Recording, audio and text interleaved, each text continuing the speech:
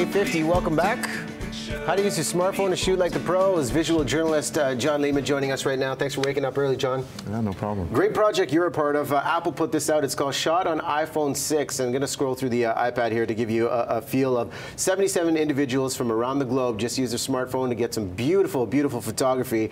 And John was selected representing Vancouver in this. And it is amazing how the technology has changed going from shooting with your smartphone versus the digital SLRs. How has it all evolved? Well, the iPhone has been a real game changer. It's decimated the point-and-shoot market, and anybody with a bit of artist in them can now create stunning work and share it socially within seconds, you know? It is very immediate with the photos being shared. In one of your photos, we're going to bring this up full screen so you can get a feel of what you were able to capture. And talk about capturing the essence of the moment with the horse photo. Guys in the control room, bring this up. Tell us where you were and how you caught this moment. I was up northern BC in the Chilcotin Valley, and I was driving along this road in the backcountry, and it was blocked by horses, and so I put the car in park and very gently rolled the window down and grabbed my phone, which was on the dash, giving me directions, and snapped a quick couple of frames. And what do you keep in mind to capture the consistency? I mean, using the rear view mirror and obviously the horse itself. Well, that was just an added bonus, but it's great. It's sort of framed with the car, you know. And if I had sort of reached back and grabbed my cameras out of the trunk, I feel like I would have missed the moment. I'm sure the horse would have, you know, been scared and gone away. It's just a great, you know, opportunity to be prepared and use whatever phone you have with you, or camera, sorry. It's a beautiful shot, and one of your main tips was to be prepared, given the quickness of photos popping up. You took another one out skiing and talk about capturing the moment. This is my daughter. We were out skiing when we had some snow in December, and she just was coming down the hill, took a turn, and just slid over this embankment and went out of bounds. And you know, it's, even though I'm a professional photographer and I like good quality images, I don't want to carry my expensive DSLR with me all the time. And yeah, my phone's just always there in my breast pocket, and the quality of the optics and the resolution of the cameras now are so good that you know, you'll never miss a moment as long as you're prepared. You got to be prepared, and you're seeing quick bursts of images when we're using our smartphone, especially if you're watching some sort of sporting spectacle. What are the important things to keep in mind with this? Well, I think, you know, with the phone, because it's heavily software based, can be a real lag. So sometimes I find taking quick bursts of images helps. The other thing the phone is great for is that it's really good at macro photography. So like we have an example of that too with the flowers. Show us this macro photography and how this stands out.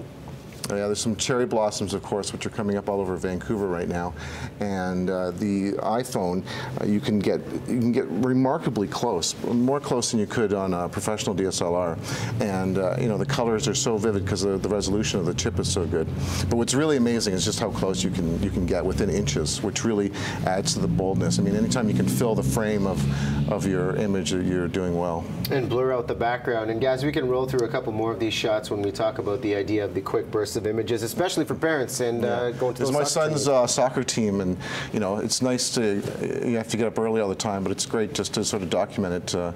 You know, there's always that sort of moment before the game starts where they have to line up, and I don't know, there's always nice images around, you know, when kids are playing sports and stuff to capture. One of the other key tips you had was do not use the optical zoom. Yeah. What's the reasoning behind not using the optical zoom? Well, the optical zoom on iPhone or smartphones is software based, and so if you use it to drag in, you're actually going to degrade the image quite severely. So the best zoom are your legs, or fill the frame. So add another layer. So like the horse photo, you know, I've included images of the parts of the car to frame up the image.